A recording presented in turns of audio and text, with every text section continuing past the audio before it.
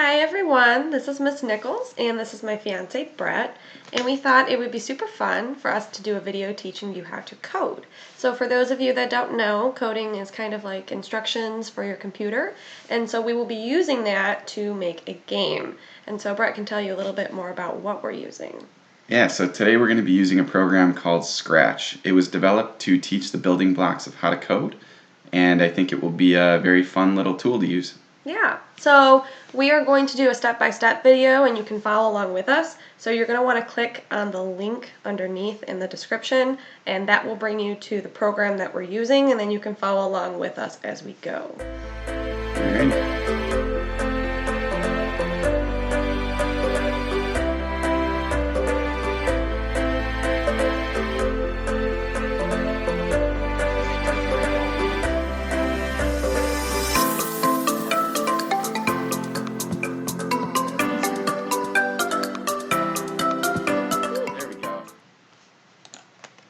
Okay, so this is the actual website for Scratch.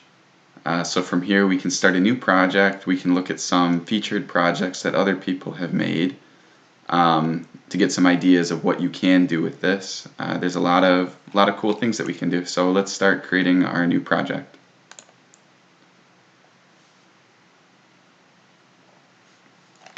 Okay, so one of the tools that Scratch is really good for is making animations.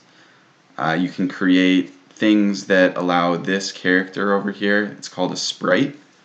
We can give this character actions, we can have it move in the scene in ways that our code tells it to. In this case, we're not going to be making an animation, we're going to be making a game. So we can go ahead and delete all of this right here. And for those of you that click on the link and want to try making your own animation, you are welcome to do so. Alright. Alrighty. I'm going to do all the clicking. He's going to do most of the talking. So what do I do first?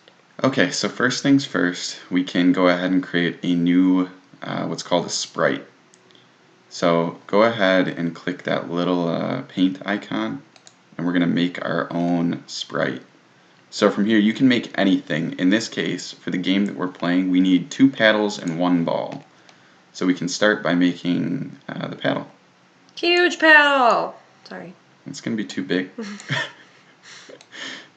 We want to be able to win or lose this game. Do I have to put this plus on this plus? So what that's going to do is it's going to center it on the sprite. So if you do any rotations, it'll rotate from that center point. So you do want it centered. Smaller. Is that? And keep going smaller. Okay. Center. Smaller still? Oh no. Oh. This is an important thing to remember that I didn't do. Click on this mouse to change the size. Yeah, that's pretty good. Okay, center. Paddle. Okay, so we want to rename this sprite to be something that we'll understand. So we'll call it left paddle. Okay, so now that we have the left paddle, we need the right paddle. So instead of redrawing that, we can just copy paste it. So if you right click on that, you get duplicate. And so let's rename this one to right paddle. Right. Ooh, that's all caps. Right paddle. Okay. Okay. So last thing, we need to make the ball. So let's make one new sprite from that icon down on the right there. Oh, go back to this thing. Paint. Circle. Like this big? Yeah. Let's make it a different color. Ooh, yeah, you can change all the colors. Look at that rainbow. Black. Or do it black. It'll show up better on the screen. how do I? That's fine. It didn't do anything to the ball. Oh, you need to be clicked on the ball. Ah. Here. Yeah. There we go. Okay, so rename that sprite to ball. Over here. Ball. We have our 3 players of the game. So now we have to go back to this code. Yep. Tab. Let's start with, what should we start with? Let's start with the paddle on the left. This is right paddle. So if you look, she just clicked on that right paddle and it highlighted down in the bottom there, right paddle. We want to put that one on the right side of the screen and the left paddle on the left side. Dum, dum, dum, dum, dum. So let's start by controlling the left paddle. So left paddle, we want to be able to control the movement of the left paddle. Now there's a couple ways we can do that. We can do it with the up-down buttons on your keyboard, or we can do it with the mouse. I think we should go ahead and do it with the up-down buttons. So okay. Let's start with that. To make sure that I'm coding on the left paddle, I have to make sure that in this corner over here that the one that's blue is left paddle. Otherwise I'll be coding for the ball, and they each have different movements and places I need them to be. So Yep. we're doing left paddle. What do I do first? Okay, so what we want to do is we want to make the left paddle move.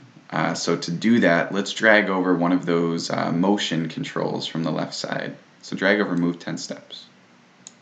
So in order to run this code now, what we can do is we can just click that button. So every time you click it, it's moving 10 steps in the screen to the right. So that's moving to the right. We want to move it up and down, but first, see that little flag up top, the green flag? If we click that, it will start our program. So right now if you click it, nothing will happen. So inside of the left side, there's a little start icon. If you scroll down, each one of those little circles has a different set of commands inside of it. So we want to go to events. So that top one, when flag is clicked, if you click that and drag it in, so it'll snap down onto your command. They're like puzzle pieces. Yeah. So now every puzzle piece in this thing will run one after the other. So now if you click the flag, it will run the next command underneath that. So for every window that we have, for every program that we make, that's going to be our starting point, is when flag clicked. Okay, so the next step is going to be a pretty large function of programming. So when we think about writing code, we have to be able to tell it when to start, stop, how long to run for. You can think of it almost like thinking through your own thoughts. If I move here, what will happen? If I do this action, what will be the result? So right now what we want to do is we want to tell the code to never stop running until we click on that little stop button right there. So to do that, there's commands called loops, and those are going to be inside of the control section. So click on that forever loop. So what this means is it's going to loop forever. Until we click stop, the code that's running will continuously loop through this forever loop. So drop that below the move 10 steps. So because the move 10 steps is outside of the forever, it won't happen forever. Yeah, right? So if we click it once right now, if we start the code, it's going to move one loop, and then right now we're looping inside of that little forever icon. So now if you put the move inside the forever, what's going to happen is it's going to really, really quickly move all the way to the right side. So let's move that back over and then get that move out of that forever loop. Okay. So what we want to do, now we can just move that out completely. Oh, bye. We're done with that. So if you drag it over here, it disappears. Okay. So with the code, what we want to think of the code doing is if we click the up arrow, move the paddle up. So there's also those commands on the left side that you can see for if blank then. That's a pretty important component of programming. That's pretty much one of the building blocks of how to make the computer understand actions. So go ahead and drag that into the forever loop. So now what we want is we want the computer to be able to understand if mouse or if arrow key is clicked upwards, then act on it. So down inside of sensing, there are some actions here. So we can see if touching mouse pointer, if touching color. What we care about in this case is if key is pressed. So drag that into that little space that looks like it can hold it there for the if statement. They're the same shape. This Yep. one's just a lot longer. So it doesn't go in here, it goes in there. Yeah. So now the key looks like you can drop that down. We want to select up arrow. So if the key up arrow is pressed, then so far nothing happens. We have to decide what happens. Alright.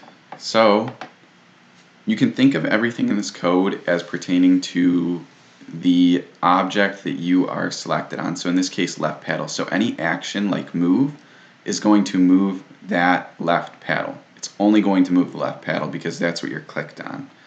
So if we go back to motions, there's a couple of things here. So we know move 10 steps is going to move us to the right 10 steps. So x-axis is going to move us left to right, and y-axis is going to move us up and down. So if we drag the set y to, or change y by, that would be the one that we want. Let's change y by 10. So if it's a positive number, it's going to move up, and if it's a negative number, it's going to move down. So in this case, we want to change y by 10 to go up if the up arrow is pressed. So let's try to run this code now. So nothing's happening right now. We're in this forever loop, and it's waiting for the user to press the key up. So if she presses it up, you can see we're now moving up. So it's doing what we expect it to do.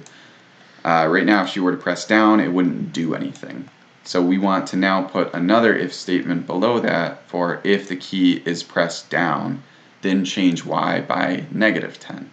And this still has to happen forever, so they'll go next to each other. So these are in control, sensing. And there's another little trick that we can do. If you don't want to drag from the left side, you can right click on a block and create a duplicate. Oh. Just drag that one to the left to get rid of it. But if you right click on change y by 10, duplicate, you can now drag that into your block right there. And so because we want this to go down, we have to put a minus in front of it. Yep. So now let's go ahead and stop and start running again. And it will now understand up and down controls. So now your left paddle has its controls. Perfect.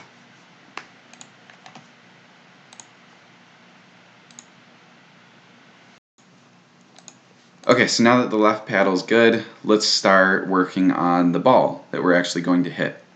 Ding. So now, if you see how she clicked on the ball, it gets rid of all the code, because that code that we had written is only for the left paddle. So now we're on the ball. So let's start with the same control for if the flag is clicked. So when flag clicked, what we want to do is we want to move the ball. So up in the top, we want to say move 10 steps. So now, right now, if we click go, the ball is just going to go 1 step. So once again, we want to create the forever loop. In control, forever. Oops. And we want to drag that 10 steps into that forever loop. And attach them like puzzle pieces. Yep. So now, if she clicks go, that start is going to just move the ball directly to the right. Okay, so what we want to do is let that right paddle connect with the ball. So right now the ball is just passing directly through the right paddle. We want to set a command to say if the ball touches the right paddle, we're going to want it to rotate back around. We're going to want to flip direction. So drag another if statement right below that move. So in the sensing, there's going to be something that says if touching right there. So we can drag, oh yeah, do that. So if touching right paddle. So now what we're saying is if that ball is going to touch the right paddle, then we can act on it. So what we want to do is we want to allow the ball to bounce back. So you can think of bouncing back as just rotating the ball back around. So let's see if there's a command for rotate in motion. Okay, so we want to drag that turn degrees into that window. So right now, what the ball would do if it hits that right paddle, it's going to rotate by 15 degrees. An acute angle. So we want to rotate that ball by 180 degrees. So there's this nice little viewfinder in the right there that you can visualize the distance that you're going. So if you think of it right now, we're rotating 180 degrees around, so the ball will bounce directly back onto the other paddle. This be 90, right? So right now, that value that she's moving right there, that's the direction that the ball is currently going in. So the ball is currently going in a 90-degree angle directly to that other paddle. So if we change that turn to 180 degrees, the ball is going to go over and then bounce back. So it's a pretty easy game right now. It's only ever going to go to 180 degrees. Although, if she starts right now, see how that direction in the bottom changed to -90? That means the ball is going to start going to the left. So we can actually make a starting point for this ball. So if you go to point in direction and you drag that above the forever loop, we're going to what's called initialize that value to be 90 degrees. So now that ball is always going to start going to the right directly into that paddle. So let's do the left paddle now. So let's put another if statement in for if touching left paddle. In the forever loop still. Yep. So we'll do if touching, we did right, so left paddle, motion, turn, 180 degrees. So now if we click start, It goes it's back going to be a and really boring forever. game. Yay! So you cannot lose right now.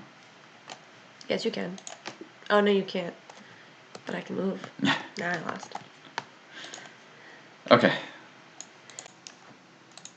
Okay, so right now if we start the video, or if we start the game, and Miss Nichols misses the ball, what's going to happen is it's just going to lock onto the left side. What we want to do is we want to be able to make that ball bounce off of the edges. Now in this case, it's on the left side, so that would mean that she lost. But if it were to hit the top of the screen, we would want it to bounce back down. So there's this command for if on edge bounce. Let's put that above the forever, inside the forever loop above move 10 steps. Yeah. So now if we play it and she misses, that ball is going to bounce back. Alright. So what we want to do now is make the game a little bit harder to play. So instead of bouncing back 180 degrees, we could think of making almost a random number between some assortment of values that will allow it to have make the game competitive. So on the left side, operators, we can do a pick random from some number to another number.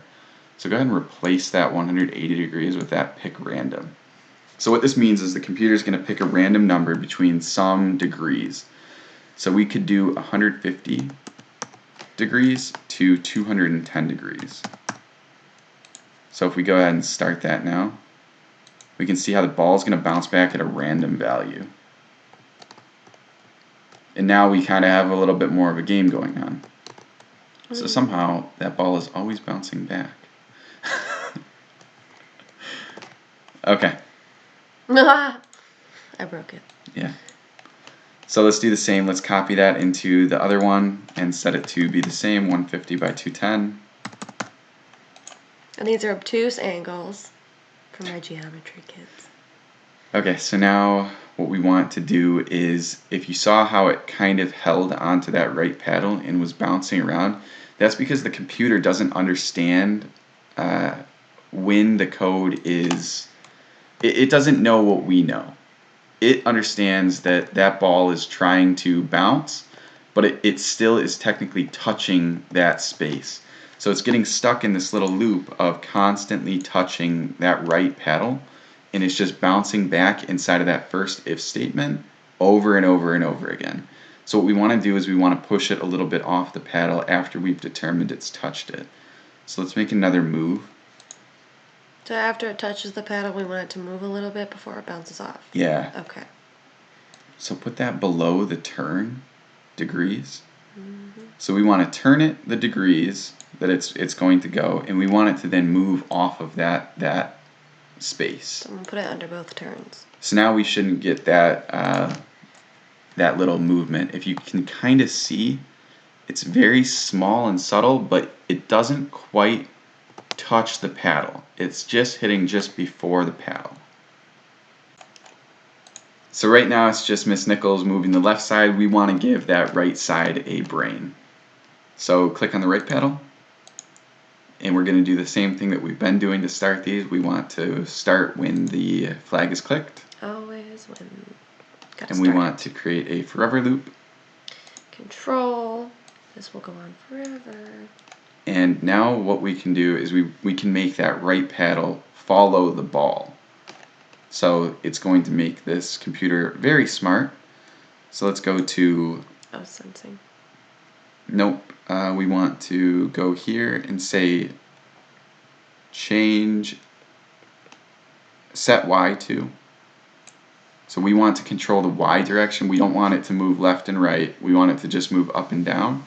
So we can set the Y to be the same as the ball's Y. Okay, so over there on the left side, there is backdrop number of stage.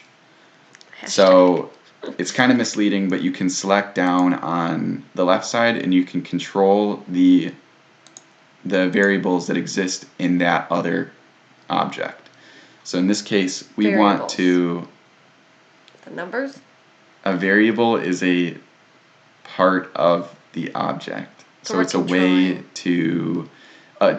you could think of it as a variable of your hand being your fingers. Okay. So we want it to go So we want to control the ball, and we want to know the Y position of the ball. Up and down. So if we set the Y to the Y position of the ball, you can drag it and drop it in there.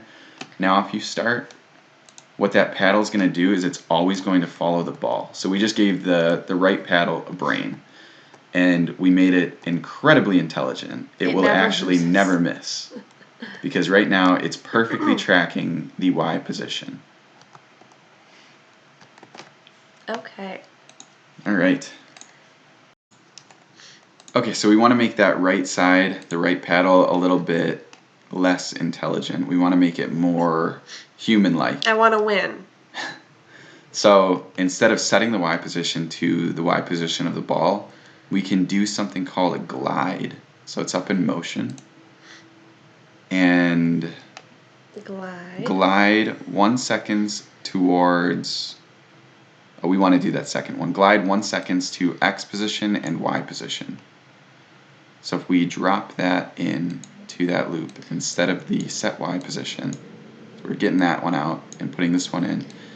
Take that Y position and drag it into the spot for the Y value. So we're setting the X position to never change, and the Y position will take the Y position of the ball. So if we run right now, we're almost always going to win because it takes a really long time, but you can see how it's moving now. So it's having a little bit of a delay. The reason for that delay is because it's grabbing the Y position at some location. So it might grab it right now, where that ball is right now, and it's going to take 1 second to move to that location. So if that ball moves again, it's going to no longer have that location. It's going to take 1 second to get the new location. So we want to make it a little bit smarter than that. So we slowed it down by 1 second. We need to slow it down by less than 1 second, which means we're getting into fractions and decimals of a second. So in this case, we'll use a decimal because they're easier to type. All right, so we can do maybe a quarter. So he says 0.25, 25 hundredths of a second. And now if we start playing again, we can see how it's moving towards the ball. Okay, so now it's moving almost the same way that Miss Nichols moves her mouse, or her paddle. Whee. So now, okay, so let's put a little weight in just to give the right paddle an almost brain that it needs to think about the action that's happening. So when we think, we take a little bit of a second to capture our thoughts and decide what to do. In the case of the computer, it doesn't exactly have to think, so we need to force it to think. So let's put a weight in there, right above the glide, yeah. And 1 second is going to be way too long. It's never going to be able to think in time. So we want to maybe make it think for also a quarter of a second. 25/100. Okay. So go ahead and play it now. And that might be a little bit too easy. So you can adjust these values as you need. We could make it less than that. We could make it only have to think for 1/10 of a second. So let's try that. And this is something that you guys can play with to change the difficulty of the game. 10/100. If you find that it's a little bit too easy, I broke it. Let's restart that. Go back there. And whenever you click on these, if you notice the code is changing because I'm clicking on different. So make sure that I'm on the right paddle. Whee. So that might be a little bit more competitive right there. Now we're giving Ms. Nichols some competition. Whee. Oop, I just lost it. Okay. So the way that the game determines who wins or loses is if that ball is past the paddle. So a way that we can think about that is if the ball passes, if you go back to the right paddle, that X position that we set right there of 207, that's the current X value. So left to right, that's the current value that paddle is at. The so current number that it's at. Imagine this being like a grid. Okay, so if the ball goes past the X number, 207, and that number can change depending on where you move the right paddle to, but in this case we're using 207 as the value is the number to go past. So if we click on the ball, inside of a forever loop, it's going to constantly do those actions. The next thing that we could do is we could create another if statement. So go ahead and drag another one in. And we could say if the ball location is past 207, then you win because you've got the ball past the paddle on the right. So if we drag that below the other if statements, yes. right there. Okay, so in this case, we want to know if the location of the ball, so if the X number is greater than 207, then we win. So there's these little icons down here for greater than, less than, or equal to. So we want to say if, go ahead and drag that into that little space that we have available. So if the location of the ball, which you can't say X, you have to say if X value, so that's inside of motion. Oh. And I think it's going to be all the way down at the bottom. Yeah, right there. If X position. So we're saying if X position is greater than 207, then we can now do an action based on that. So let's do the same really quick for if we lose. So we can say if X position is less than, and let's figure out the location for the left paddle really quick. So if I click on the left paddle, it says we see negative 211, negative 211. So if we go back to the ball. And yours might be different, so make sure that you're paying attention to what X says here, depending on how close you dragged it to the corner. So back to the ball. So we want to say this is minus 211. Yep. And so if we make one more if statement and put that below. Oops. Oops.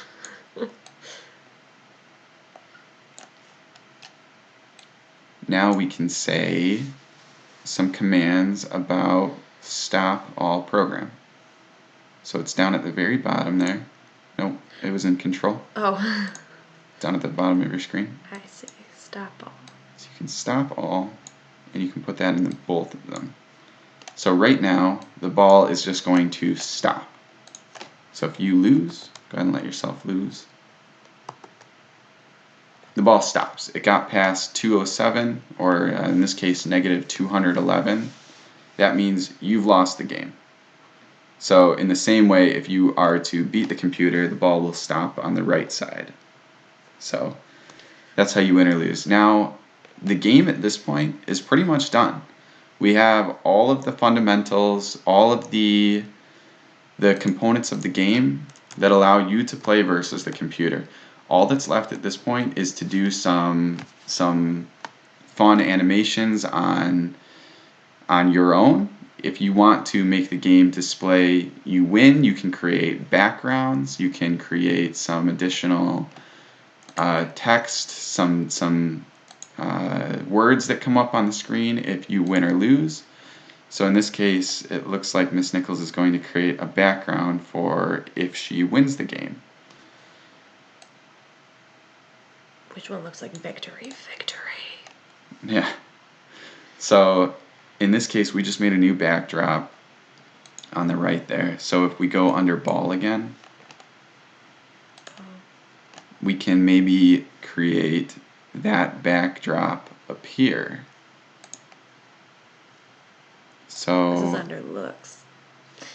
There it is right there. Scroll up to switch backdrop. So we can put that right above that stop all.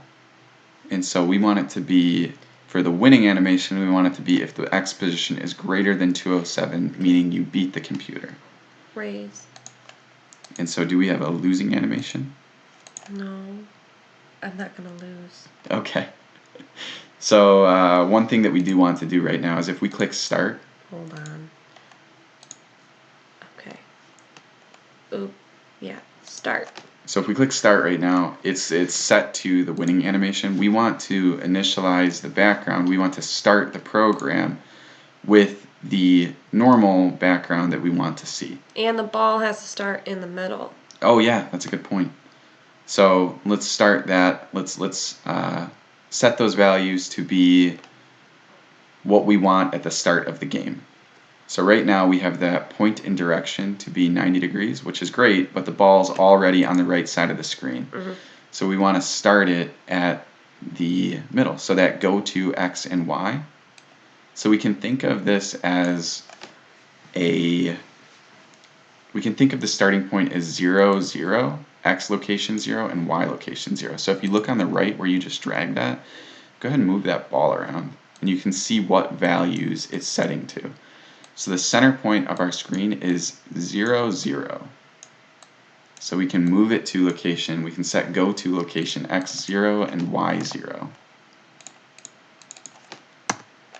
And now the ball will always start at the center point of the screen and go directly to the right paddle. So before we got off on that, let's change the backdrop to what we want it to be at when the game starts. So Miss Nichols already made a blue one, I think. Uh-huh. So if we switch backdrop 2. Switch backdrop 2. And put that anywhere at the top before we start our forever loop. The game will now start with the blue screen. And it will only go to the raise if we win. So let's try to beat the computer really quick. It might take a minute.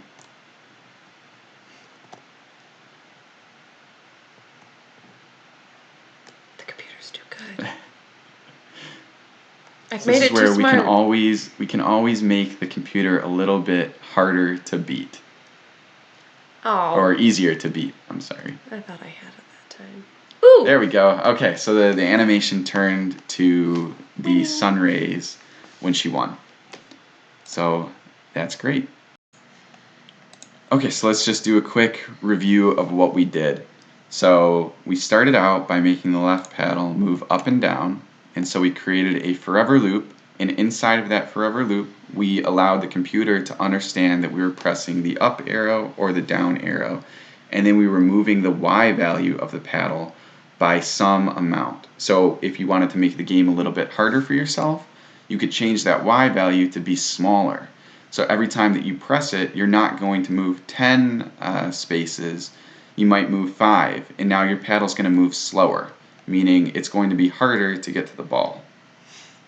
So in the right paddle, this is the computer, you could make the computer easier to beat or harder to beat by changing some of these values. You could have it have no time to think. So you could get rid of that wait statement altogether. You could make the value smaller, and So that if would I make it made this number smaller, it would wait less time, but if I made it larger, it would wait more time. yeah. And same with the glide. Same with the glide.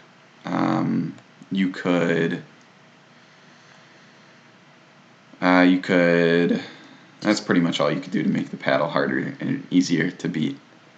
So now in the ball, we can go through what we did here. So we started out by making a forever loop and allowing the ball to move back and forth across the screen.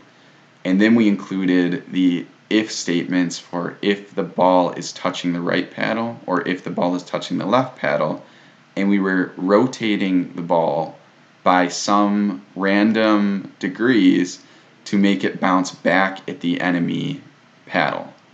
And to make it move, we were using those move statements right after the paddle touches. And those were to make it so that the ball wouldn't continuously think it was touching the paddle.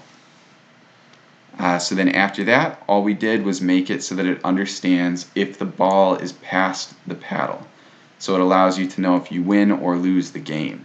And you can add a losing backdrop if you want, change your winning one, change the starting one. Those are all things, the purple, basically are all just for looks. Yep. And one thing that we didn't go over is you can also change the backgrounds, the backdrops, to display text. You can do a lot of things with them. So if you go over and you select the backdrop over there, the one that you've already created, now on that tab up to the left, you can see backdrops. And here's where you can modify it. You can make your own. You can do a lot of things. You can add text Color to it. Paint on it, write on it. You can flip it. Yep. So there's a lot that you can do with this. Sounds Oh, that's another fun one. when you win. Do that one really quick. Put a sound in for every time the ball hits the paddle. So these are things that you can do on your own. So if you go back to the ball code. Yep. You can drag these sounds in. So you can start a sound or play a sound until done every time it hits a paddle. So if touching the paddle, pop. You missed that one. You put that one inside of the... Oh no. I've done a bad thing. Oh no. Okay. Yeah. If touching left paddle, pop. So now it'll be really fun. And this is when all your parents will turn this off. I lost. Okay. So you can have some fun with the sounds. There's different looks you can have, different things. You know, there's tons of different creative. I think you can record your own sounds. Yep. Which would be interesting. Make the paddles look however you want, the ball look however you want. Yeah. So this is a simple game. There's a lot more that you can do. There's a lot simpler things that you can do. You can create different animations that don't require all of this complex coding. You can just do things that allow the ball to move across the screen. You can make characters that interact with different objects. There's a lot you can do with it. Yeah, and for the sprites or your characters, right, instead of a ball and the two little paddles, you can do different characters. There's cartoon characters, there's people in there if you wanted to make an animation. So we're going to attach a few links underneath. One is for our game, so if you want to try and beat our game that we made today, you can. And then we're going to have the link attached for just the site so that you can get on there and do anything that you want to do.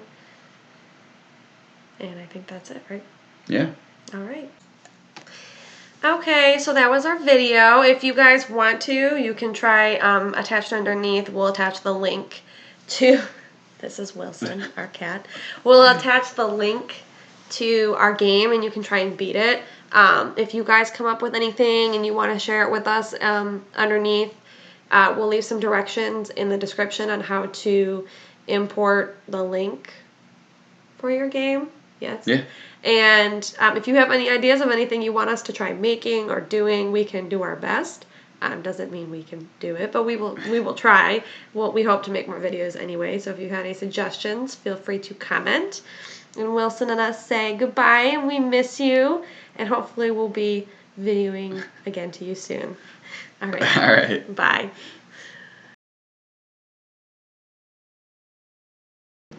Almost the same way that Melanie, Miss Nichols. So right now it's just Melanie moving the left side and oops. Apples and bananas. I want to eat. I don't remember how to do this. Apples and bananas. So I'm gonna hand it over to Melanie. Shoot.